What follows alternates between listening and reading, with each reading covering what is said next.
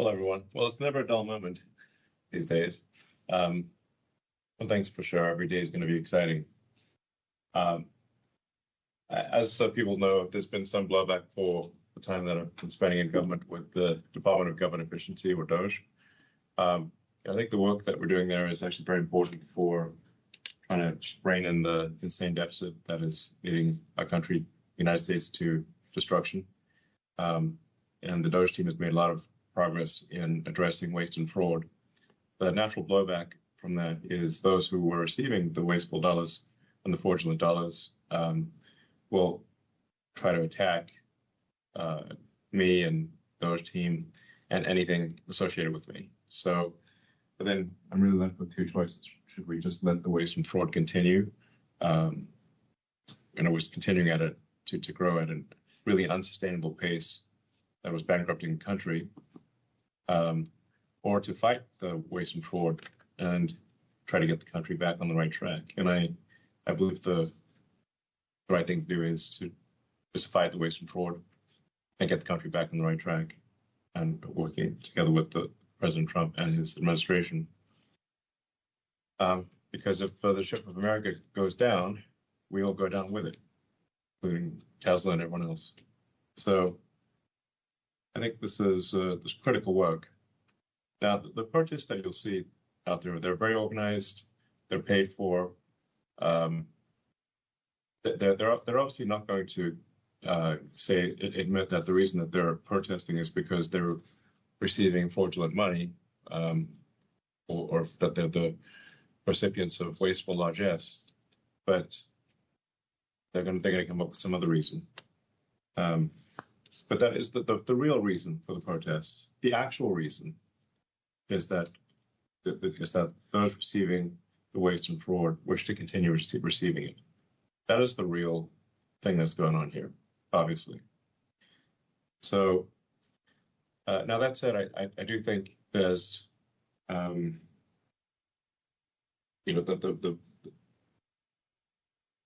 large slug of work necessary to get the DOGE team in place and working in the government to get the financial house in order is mostly done. And I think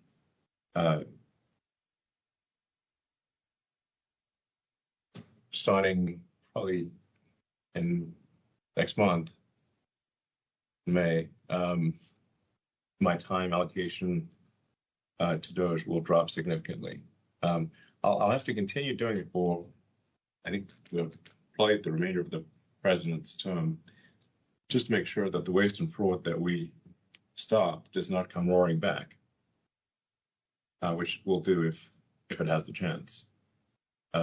So I think I'll continue to spend, a day or two per week on government matters for as long as the president would like me to do so, and as long as it is useful.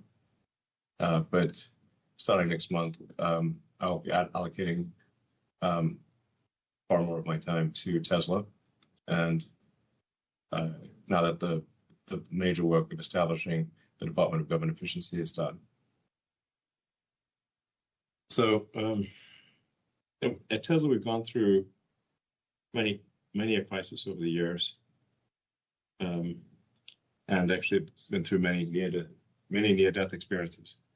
I think we're on the ragged edge of death, at least on maybe a dozen times. It's been so many times.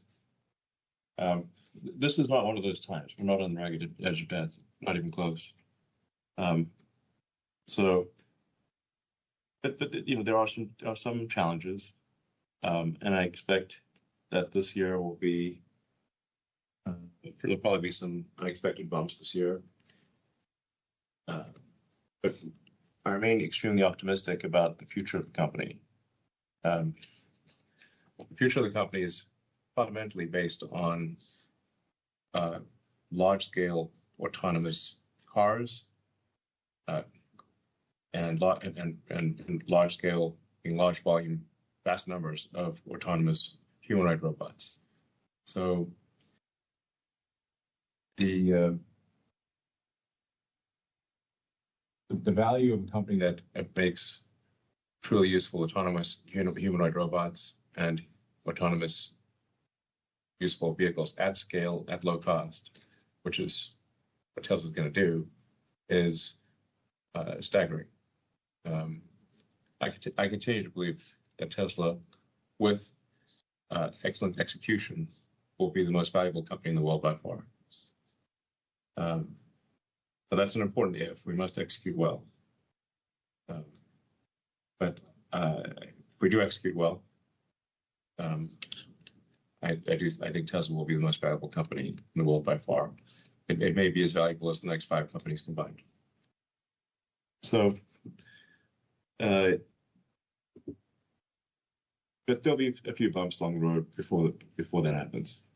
I said, I think on the last earnings call that, we'll start to see the prosperity of autonomy take effect in a material way around the middle of next year. Well, we still expect to be selling fully autonomous rides in June in Austin, as we've been saying for now several months.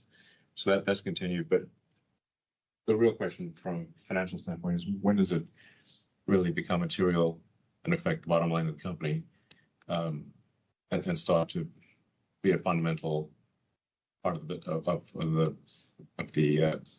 when does it move the financial needle in a significant way? That's probably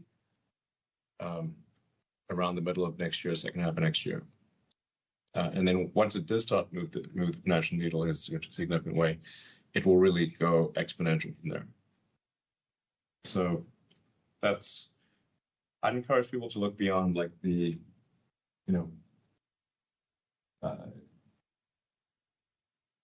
some sort of bumps and potholes of the road immediately ahead of us, but lift your gaze to the bright, shining,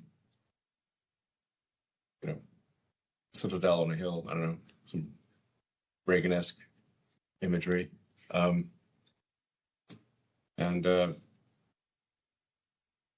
that's where we're headed, and not too distant future, like I said, end of next year type thing. So, let's see. With respect to supply chain risk, something that Tesla has been working on for several years is to localize supply chains. This actually makes sense from a cost standpoint, and from a logistics risk standpoint. Is to have the supply chains be at least located on the continent in which the car is built. And so we are, I think, the least affected car company with respect to tariffs, at least in most respects. I mean, it remains to be seen. Now tariffs are still, tough on a company when margins are still low. But we do have localized supply chains in North America, Europe, and China. So that puts us in a stronger position than any of our competitors. And undoubtedly, I'm going to get a lot of questions about tariffs. And I just want to emphasize that the tariff decision is entirely up to the President of the United States. I will weigh in with my advice with the President, which he will listen to my advice, but then it's up to him, of course, to make his decision. I've been on the record many times as saying that I believe lower tariffs are generally a good idea for prosperity. But this decision is fundamentally up to the elected representative of the people, being the President of the United States. So, I'll continue to advocate for lower tariffs rather than higher tariffs, but that's all I can do. So now let me walk you through why I'm so excited about the future of Tesla. So first of all, autonomy. The team and I are laser focused on bringing robotaxi to Austin in June. Unsupervised autonomy will first be solved for the Model Y in Austin, And then actually we should parse out the terms robotic taxi or robotaxi and just generally like what's the cybercab, because we've got a product called the cybercab, and then but any Tesla, which could be an S3, X, or Y that is autonomous, is a robotic taxi or robotaxi. It's very confusing. So the vast majority of the Tesla fleet that we've made is capable of being a robotaxi or robotic taxi.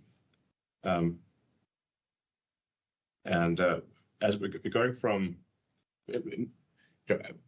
once we can make the system work where you can have paid rides fully autonomously with no one in the car in one city, that is a very scalable thing for us to go broadly within whatever jurisdiction allows us to operate. So because what we're solving for is a general solution to autonomy, not a city-specific solution for autonomy, once we make it work in a few cities, we can basically make it work in all cities in that legal jurisdiction. So once we can make it basically work in a few cities in America, we can make it work anywhere in America. Once we can make it work in a few cities in China, it can work anywhere in China, likewise in Europe, limited only by regulatory approvals. So this is the advantage of having a generalized solution using artificial intelligence and an AI chip that Tesla designed specifically for this purpose, as opposed to very expensive sensors and high precision maps of a particular neighborhood where that neighborhood may change or often changes, and then the cost stops working. So we have a general solution instead of a specific solution. With regard to Optimus, we're making good progress in Optimus. We expect to have thousands of Optimus robots working in Tesla factories by the end of this year, doing useful work.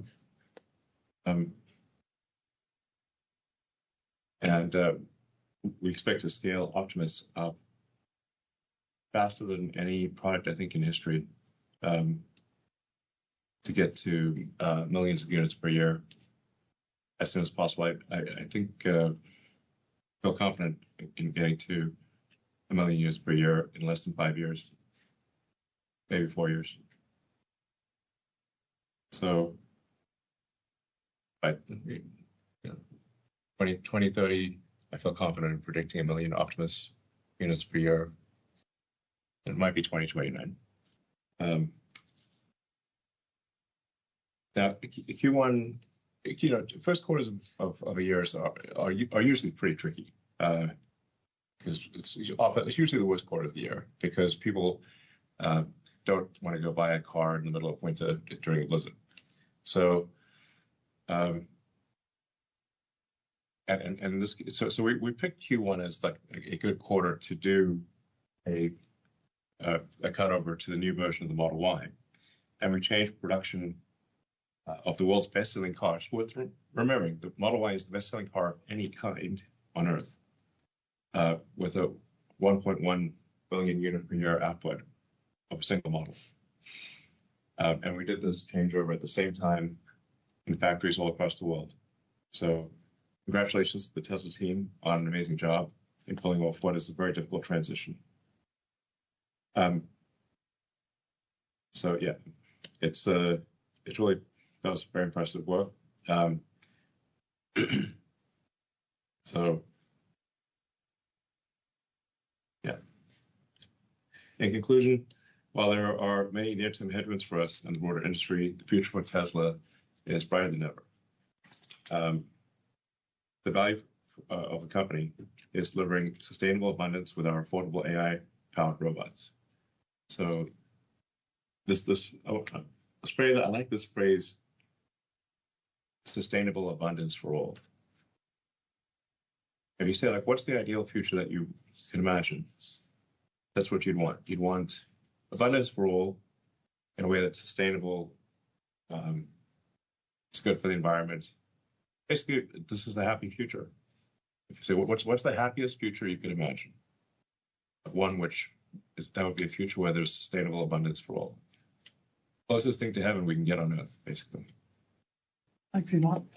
As Elon mentioned, in Q1, we achieved something which has never been undertaken in the automotive industry of updating all our factories for the best-selling car in the world all at the same time. And this people don't understand, this was not a small feat. We're not aware of anybody else being able to do the best-selling car all at once within a quarter, and that too hitting all the timelines which we had established at the beginning. So big kudos to the team for making this happen. Additionally, we also hit a record gross profit for energy storage business in the quarter. Now, getting back into the business, there's been a lot of speculation as to the reasons for decline of our vehicle deliveries in the first quarter.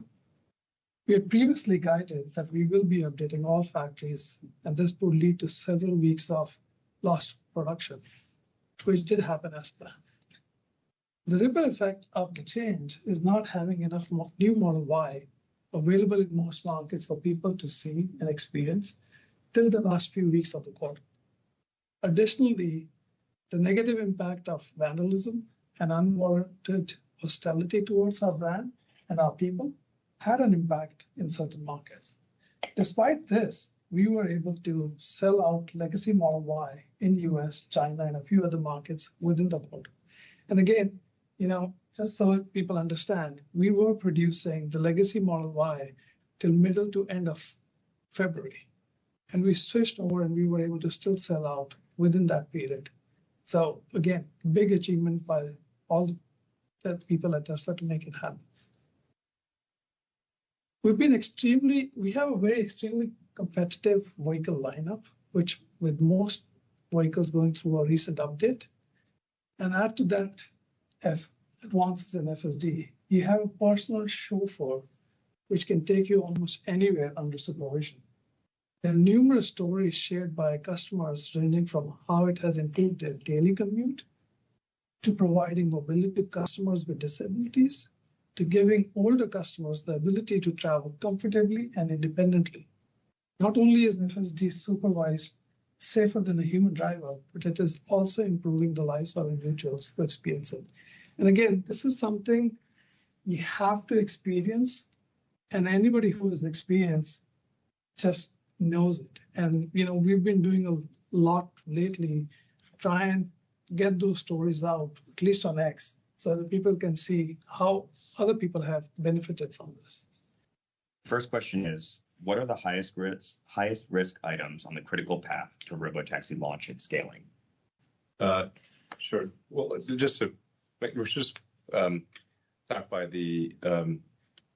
disambiguate the cybercab from robotaxi once again. When will the Teslas, because the Teslas that will be fully autonomous in June in Austin will be Model Ys. So that is that's currently on track to be able to do paid rides fully autonomously in Austin in June, and then to be in many other cities in the U.S. by the end of this year. It's very difficult. It's difficult to predict the exact ramp, sort of week by week, month by month, except that it will ramp up very quickly.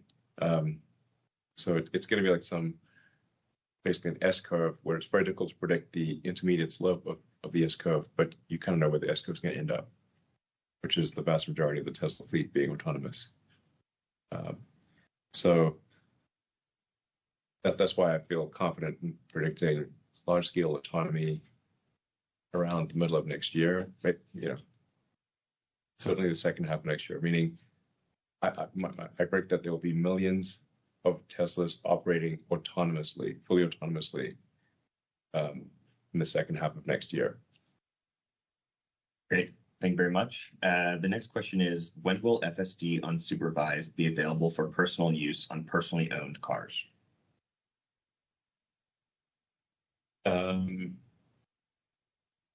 Before the end of this year. not necessarily let's say within the U.S. Like we do want to test. Like we're at Tesla, we're absolutely hardcore about safety. We go to great lengths to make the safest car in the world and have the lowest accidents per mile, and fewest lives lost. So we want to be very careful. So we want autonomy to be definitively safer than manual driving. So it's not enough that it just be as safe. It needs to be meaningfully safer than if a car is manually driven. So and we want to confirm that there's not something. We just want to be cautious with the rollout. We don't want to jump in at the deep end with an army. So, but that said, I think we should be able to have it work in several cities later this year for personal use. The acid test being you should be able to can you go to sleep in your car and wake up at your destination? And I'm confident that will be available in many cities in the US by the end of this year.